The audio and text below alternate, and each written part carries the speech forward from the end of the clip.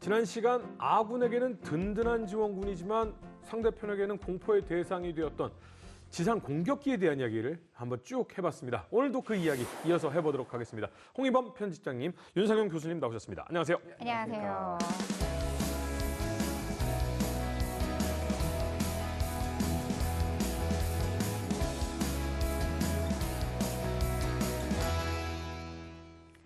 이 2차 대전에서 지상군을 아주 든든하게 지원해주는 지상 공격기에 대한 위상이 굉장히 크게 높아졌는데요. 그러면 이때 이제 가만히 있지 않을 나라가 있죠. 바로 미국에서도 이 개발을 시작을 해야죠. 사실 미국이 아까도 말씀드렸듯이 2차 세계대전 기간 동안에는 거의 지상공격기라는 게 등장을 한 적이 없습니다. 하지만 남들이 다 쓰기 시작하니까 이제 미국도 그 개념에 대해서 이제 눈을 뜨기 시작하면서 개발에 돌입은 하는데 이제 개발한 전투기가 지금 저 화면에 나오는 A1 스카이레이더인데 문제는 이게 이제 개발이 끝나고 완성이 됐을 시점에는 이미 2차 세계대전은 끝나 있었기 때문에 그 첫 데뷔전은 5년을 더 기다려서 이제 6.25 전쟁 때 그때 이제 첫 등장하게 됩니다. 그래서 주로 이제 그때 유엔군의 이제 근접 항공 지원 자산으로 이제 등장을 해가지고 주로 이제 공산군의 보급을 차단하거나 이제 전차 등을 파괴하는 역할로 이제 많이 활약을 했습니다.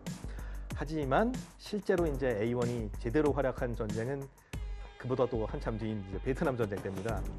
왜냐하면 베트남 전쟁 때에는 사실 이 지상공격기의 역할이 좀 더 맞는다고 해야 될 것 같은데 일단 정글전에서 이제 보병들이 이제 여기저기 흩어져서 싸우고 있고 뭐 그런 상황이었기 때문에 그 항공 세력의 이제 지원이 굉장히 절실한 경우도 많았고 저속 항공기가 이제 채공 시간이 긴 편인 비행기들이 들어가가지고 그 계속 배회를 하면서 아군을 도와주는 비행기들이 더 효과가 컸던 것 같습니다. 근데 사실 전쟁이 끝나고 나서 와 이거 10년 뭐 5년 이렇게 전쟁이 더 길어졌으면 큰일 날 뻔했다라고 하는 독일의 많은 기술들이 쏟아져 나오지 않습니까? 예, 그렇죠. 근데 그 중에 하나가 제트기에 관련된 이야기. 항공 기술은 제트기 이전과 그 이후는 완전히 다르죠? 바로 A4 스카이호크입니다.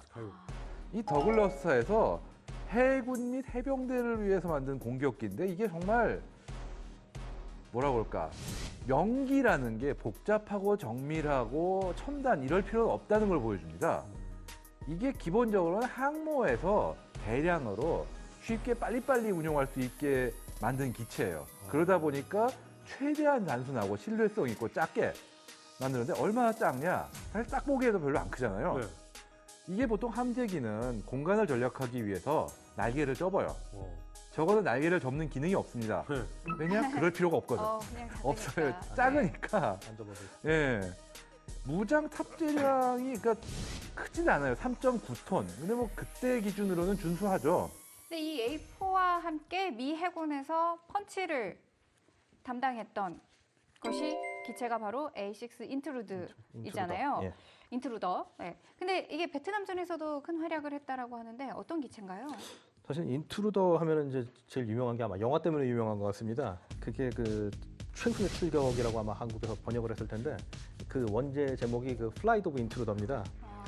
벌써 제목에서 주인공이 누군지가 나와 있죠. 네, 인트루더네요. 플라이드 오브 인트루더. 예. 그 사진을 보면 아시겠지만 생긴 것부터 굉장히 독특해서 다른 항공기랑 잘 착각하기가 힘듭니다. 앞서 A4랑 완전히 다른데요? 꿀 잘 퍼올 것 같이 생겼어요. 그렇죠. 예. 이거는 약간 느낌이 공격기 같은 느낌이 있네요.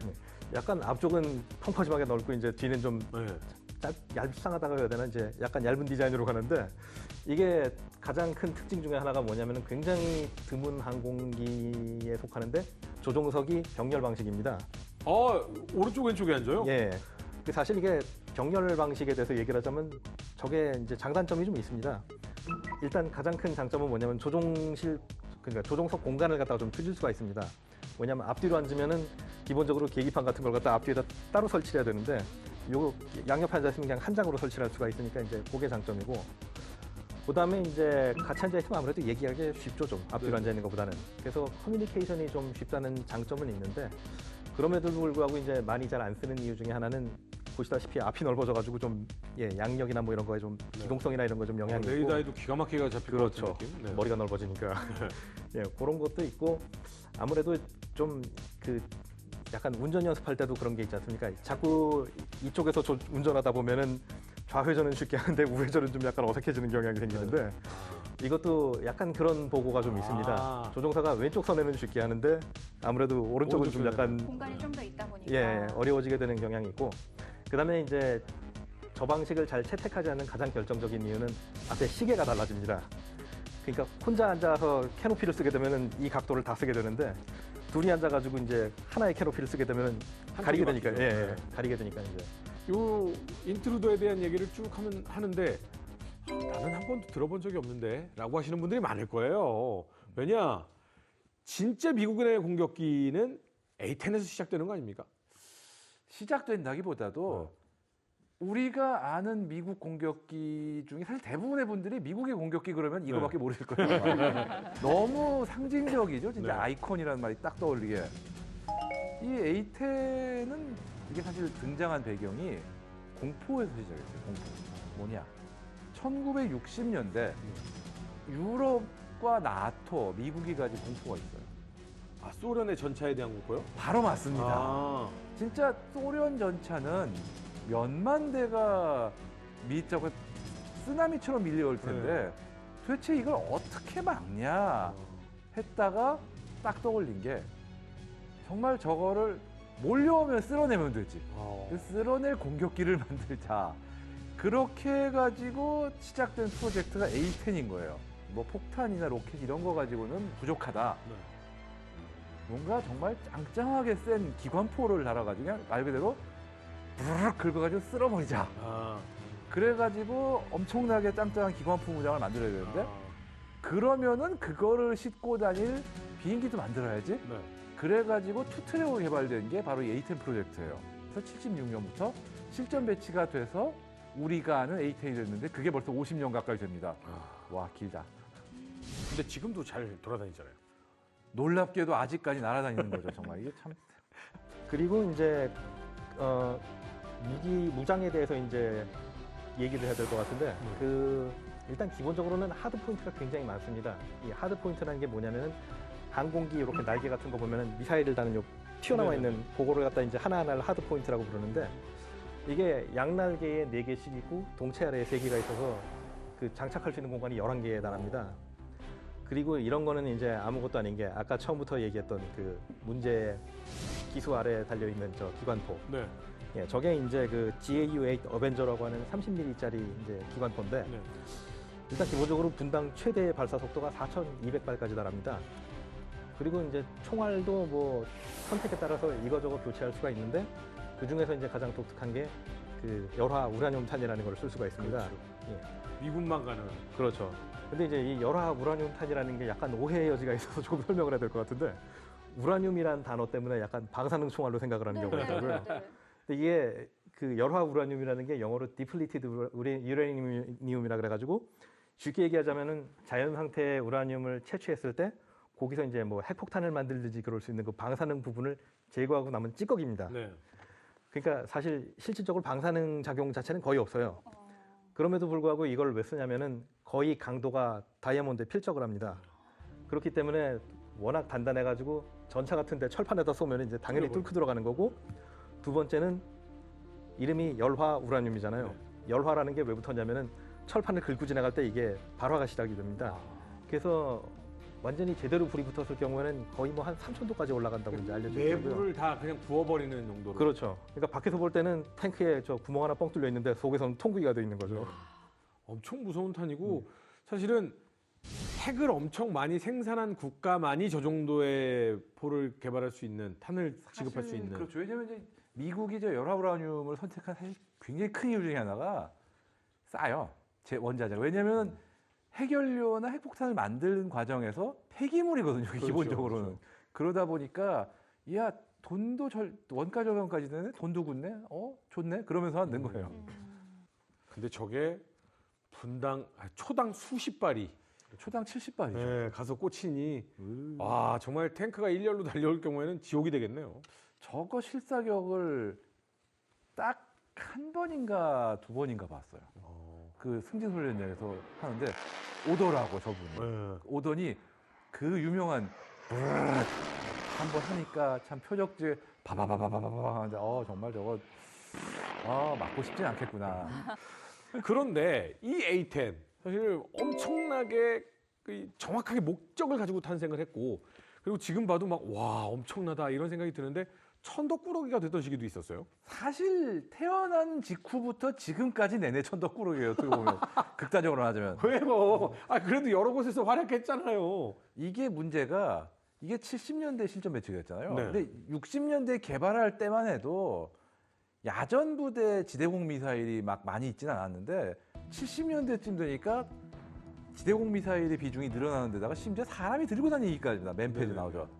그러다 보니까 이게 지금 얘가 이 느리고 정말 코앞까지 접근해서 기관포를 써야 되는 이 지상공격기라는 놈이 심지어 공중전도 못하는 놈이 너가 살아남을 수 있겠니? 현대전에서 그런 의구심이 어마어마하게 들어요. 그래가지고 정말 미 공군이 80년대가 되니까 얘를 어떻게 처분하지? 어떻게 처분하지? 어마어마하게 고민을 합니다. 그러면 A10은 굴욕밖에 없는 겁니까? 예? A10은 지금 다 아유, 굴욕이에요. 무슨 소리예요? 아까 홍익범 편집장님께서 91년 걸프전이 발발했습니다라고 말씀해 주셨잖아요.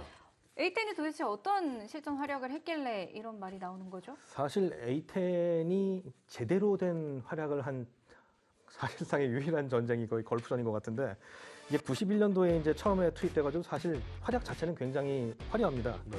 그러니까 8,100회를 출격을 해가지고 작전 성공률이 95.7%에 달합니다. 그러니까 나가면 뭐 거의 다 긁어버리고 다시 다 성공적으로 돌아왔다는 건데 일단 기본적으로 그냥 봐도 알겠지만 항공기 자체가 굉장히 튼튼합니다. 네. 그러니까 모래바람이 불든 악천후가 되든 상관없이 이제 튼튼하게 잘 나갔고 또 중간에 뭐 운이 안 좋아가지고 뭐 대공포에 맞든가 뭐 뭔가에 피탄이 되더라도 성공적으로 얼마든지 돌아올 수 있는 능력이 있습니다. 이 기간 동안에 거의 전차만 987대, 장갑차 500대, 야포 926대, 트럭만 1,100대를 갖다 제거해가지고 사실상의 뭐 저승사자라는 별명이 아깝지 않은 증명을 했습니다. 그러다 보니까 결국 A10은 퇴역을 하기는커녕 2005년부터 생명 연장에 그렇죠. 수명 연장 및 성능 개량, 그러니까 JDAM 같은 GPS 유도 무기를 운용할 수 있게 됩니다. A10C형으로 거듭나서 아직까지도 운영이 되고 있습니다. 그런데 2024년에 드디어 A10이 이제 퇴역이 시작이 됐죠. 11월에는 이 오산 기지에 배치됐던 A10들의 전량이 퇴역 결정이 됐죠. 와, 전량 퇴역이고요. 아유, 할아버지. 그동안 고생 많으셨어요. 고생 많으셨어요. 사실 여기서 이제 우리 모두가 갖고 있는 궁금증은 어쨌든 A10을 대체할 거는 없을 것 같다는 게 모두의 인식인데 그러니까요. 누가 저걸 대체하느냐 이제 그거에 대한 질문입니다. 일단 미공군에서 이제 얘기하는 거는 F-35A나 F-16으로 대체를 하든가 아니면은 MQ-9 저 무인항공기 같은 경우 그런 걸로 이제 대체를 하겠다고 이제 전투기들의 용도를 바꾸면 된다. 뭐 그렇다기보다는 그냥 억지로 그냥 기능에 껴넣겠다는 거죠 뭐. 지금 있는 것 중에 뭐가 제일 비슷한가? 어쨌든 퇴역은 결정했는데 끼워 맞추기, 구색 맞추기로 뭔가 얘기는 해야 되는 용도입니까? 누군가는 해야 되고. 근데 A10 얘기를 할 때 항상 같이 나오는 기체 중에 하나가 A10은 약간 멧돼지 느낌으로 간다면 이 매머드 느낌의 약간 이 공격기 있잖아요. LC-130. LC-130 이거 참 이거는 폭격기예요, 수송기예요, 공격기 뭐예요? 삼위일체입니다. 그냥 다 합니다. 105mm포를 탑재했습니다. 그 왜 우리가 얘기하는 105mm 포 있잖아요. 네. 그거하고 같은 탄을 쏘는, 즉 성능은 네. 기본적으로 같은 M102 곡사포에 네. 항공기형을 탑재하고 있어요. 지금도 우리의 가장 주력 포가 105mm 아닌가요? 뭐 주력포는 아니지만 많이 쓰죠 아직도. 근데 그거를 우리는 트럭에 싣고 다니는데 얘는 수송기에 싣고 다니는 거죠. 이 105mm 포와 함께 원래는 40mm 기관포와 20mm 발칸포까지 실었지만 지금은 30mm 기관포를 싣고 있는데 사실 30mm 기관포와 105mm 포 둘만 해도 장난이 아닌 화력이거든요. 맞아.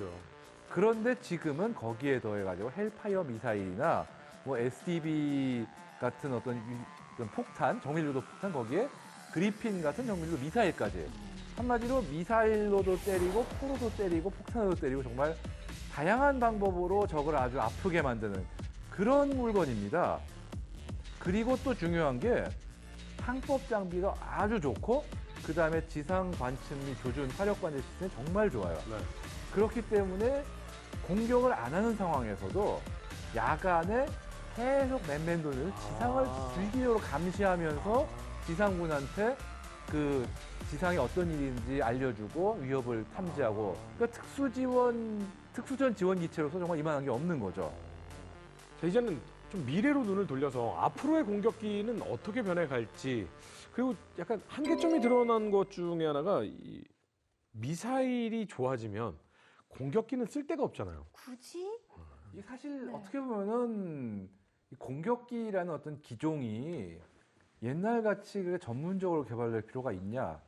사실은 어떻게 보면은 이미 전문적인 공격기는 수-25에서 끝나지 않았나라는 얘기도 있어요. 그리고 이게 또 문제가 공격기라는 전문 기체의 필요성이 크게 줄어든 이유 중에 하나 또 있어요. 말씀하신 대로 미사일이라든가 제이뎀 같은 어떤 저가 유도 무기 네. 이런 게 크게 늘면서 굳이 가까이까지 몸빵을 각오하면서 접근할 필요가 없는 거죠. 근접 항공 지원이 된다? 그런 상황에서 굳이 전문 공격기가 필요하냐? 그 다음에 또 하나의 변수가 있죠. 드론. 네. 드론도 있고 또 공격 헬기도 점점 성능이 발달하고 이런 여러 가지 요소들을 감안하면은 과연 A-10이나 Su-25 같은 전문 공격기가 미래에도 살아남을 여지가 있냐의 그 의문은 있는데 또 모르죠. 생각보다 기술이 발전하는 속도가 사람이 상상한 것보다 빠르다는 점입니다. 네. 그래서 예를 들어 한 10년 전만 해도 무인 항공기 그러면은 사실상 무인 항공기가 공격을 한다는 거는 거의 상상을 못했습니다. 그렇죠. 뭐 조만간 무인기들이 이 역할을 대체하지 않을까. 네. 막말로 격추당해도 뭐 사람 죽을 일도 그렇죠. 없고. 예. 어떻게 보면 나르는 포병이라고 해도 과언이 아닐 것 같은 지상 공격기에 대한 이야기를 해봤습니다. 근데 저는 이 지상 공격기에 대한 수많은 이야기를 들으면서 느낀 게 하나 있습니다. 네. A-10 안 사길 잘했다. 다음 이 시간에는 조금 더 흥미로운 주제를 가지고 돌아오도록 하겠습니다. 시청해주신 여러분 감사합니다.